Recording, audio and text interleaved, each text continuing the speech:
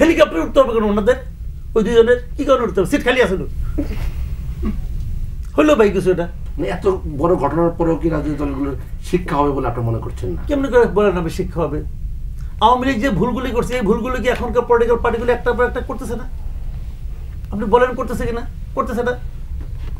যে ভুলের কারণে আওয়ামী লীগকে প্রায় সমূলে উৎপাদিত হয়ে যাইতে হলো, এত বড় দল, সেই ভুলগুলি চান্স পেলে কোন পার্টি করতেছে না? আপনি আমাকে বলেন দেখি। এই যে 2 দিনের দল জাতীয় নাগরিক পার্টি, তারাও তো করতেছে এই কাজগুলি, করতেছে না? তারা বিভিন্ন অফিস টফিসে যায় না, খবর পাই না? পাই তো ভাই। কি ওরা কি জানে না এর পরিণতি কি? পরিণতি তো ওরাই ঘটেছে, এই কাজটা ওরাই করছে। তাই করতেছে কেন আবার? হেলিকপ্টার উঠতে হবে কেন ওনাদের? ওই দুজনের কি কারণে উঠতে হবে? সিট খালি আছে হলো ভাই কিছু? এটা তো উঠলো কেন? এটা কি আগে ছাত্রলীগ করতো, এখন ওনারা উঠেন। আবার পরের দিন দেখি বিশাল এক স্ট্যাটাস দেয় সার্জিস আলম, যে জনগণ কত ভুল করতেছে। জনগণ উনি যে সারাদিন কাজ করেন, যখন ওইটা দেখে না, খালি ওনার স্ট্যাটাসটুকু দেখে, কেন খালি ওনার ভিডিওটুকু দেখে। এই আবার স্ট্যাটাস দেওয়া, জনগণকে আবার জ্ঞান দেয়। এই কাজ আপনার ছাত্রলীগের সাবধান করতো না? করতো তো ভাই, জ্ঞান দিত পাবলিকে, সমানে জ্ঞান দিত কি করতে হবে। তো এখন বিষয়টা হলো এখানে, প্রবলেম হলো মাথায়, মাথায় মগজের প্রবলেম। এটা ইতিহাস থেকে তো শিক্ষা না, এটা তো ইতিহাসের পার্ট। এটা তো আমরা বহুদিন ধরে বলতে বলতে পুরানা কথা হয়ে গেছে। শিক্ষা তো নিচ্ছে না। চরম পরিণতি কি হয় 2 দিন আগে দেখা গেছে, কিন্তু 2 দিনে সব ভুলে গেছে, সবাই গেছে। বিএনপির আচরণ দেখেন আপনি, বিভিন্ন প্রত্যন্ত অঞ্চলে যান, দেখেন না কি অবস্থা। প্রত্যন্ত অঞ্চলে যাই দেখেন, যেখানে যে যে পয়েন্টে চাঁদাবাজি হইতো, সব পয়েন্টে আগের চেয়েও বেশি চাঁদাবাজি হচ্ছে, খালি লোকটা চেঞ্জ হয়ে গেছে ভাই। এটা আপনি সাংবাদিকতা করেন, আপনি জানেন না, দেখেন না, সবাই দেখতেছে। তো হয়েছে তো, তারা কি জানে না এই চাঁদাবাজির ফল কি? আগে যারা করতো তারা তো বিতাড়িত, এবং এরা মনে করতেছে আমি কোনোদিন বিতাড়িত হবো না, আমি এখানেই থাকবো। দলগুলোর মধ্যে সংস্কার হওয়া তো খুবই জরুরি, কারণ আমাদের যে দলগুলো আছে, যে দলগুলো নিজেদেরকে ডেমোক্রেটিক বলে দাবি করে, তাদের মধ্যে ডেমোক্রেট আছে কিনা আমার সন্দেহ।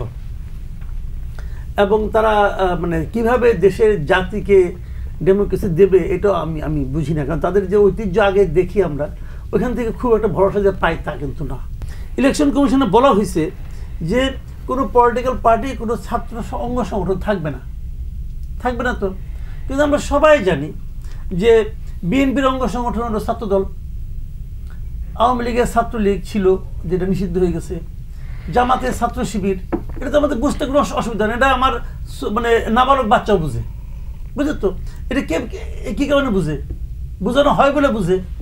যখন আমরা দেখি যে রিজভী আহমেদ সিগনেচার করে বলে যে তোমাকে ছাত্র দলের অমুক পদে নিয়োগ দেওয়া হলো, আশা করি তুমি ভালোভাবে দায়িত্ব পালন করবা, সিগনেচার করে ওনার এই আসে, চিঠি আসে, তখন কি প্রমাণ হয়?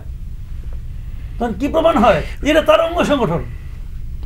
এখন এইটা নিয়ে যদি কালকে অন্য দল যেগুলো যায় ইলেকশন কমিশনে, যে আপনাদের আরপিও তো আছে, থাকতে পারবে না, কিন্তু বিএনপির তো আছে, এই দেখেন এই চিঠি, তাহলে রিজভী আহমেদ এই চিঠি কেমন ইস্যু করলো?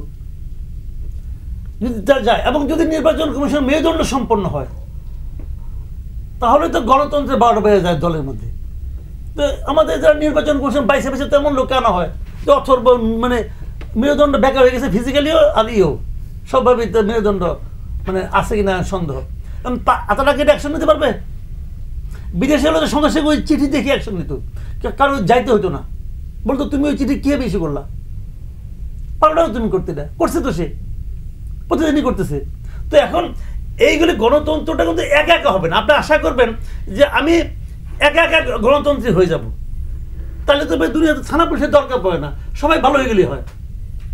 আপনি সবাইকে বলেন তুমি যদি চুরি করো তো এটা মহাপাপ, তুমি দোজখে যাবা, হ্যান যাবা, তন যাবা, সবাই যদি বিশ্বাস করে তাহলে তো আর কিছু লাগে না রে ভাই দুনিয়া। কিন্তু তারপর তো লোকে মানে না। আপনি যদি মানাইতেন যে তুমি পলিটিক্যাল পার্টি করছো, তোমার পার্টির মধ্যে ডেমোক্রেসি থাকতে হবে, এই মানানোর অনেক আইন কানুন আছে কিন্তু গভর্নমেন্টের কাছে, সরকারের কাছে আছে, ইলেকশন কমিশনের কাছে আছে। তারা যদি মানাইতে পারতো, মানতো। সবাই জানে যে এভাবেই চলছে, এভাবেই চলবে, তো গণতন্ত্র আপনি দলের মধ্যে কেমনি করে আশা করবেন? সেটা হবে না। তবে আমি যে জিনিসটা বলি আপনাকে, সেটা হলো জানেন, যদি অবাধ এবং সুষ্ঠু নির্বাচনটাও হয়, যে মানুষ তার স্বাধীন মতো, তার ইচ্ছা মতো ভোটটা দিতে পারবে, এবং যে ভোটটা সে দেবে সেই ভোটটা ঠিকঠাক মতো গোনা হবে, এইটা যদি নিশ্চিত করা যাইতো, 2-3টা ইলেকশন হলে পরে দেখবেন সব ঠিক হয়ে যেত, কিন্তু আমরা তো 2টা ইলেকশন হতে দেই না। যদি একটা হয় পরেরটা আবার আমরা ক্যারিকেচার শুরু করি যে কিভাবে আমার লোককে তত্ত্বাবধায়ক গভর্নমেন্টের প্রধান বানানো যায়, কিভাবে কার বয়স বাড়াইতে হবে কমাইতে হবে, এগুলি করে মিরাট এনে আমরা একটা সাইজ করি। কিন্তু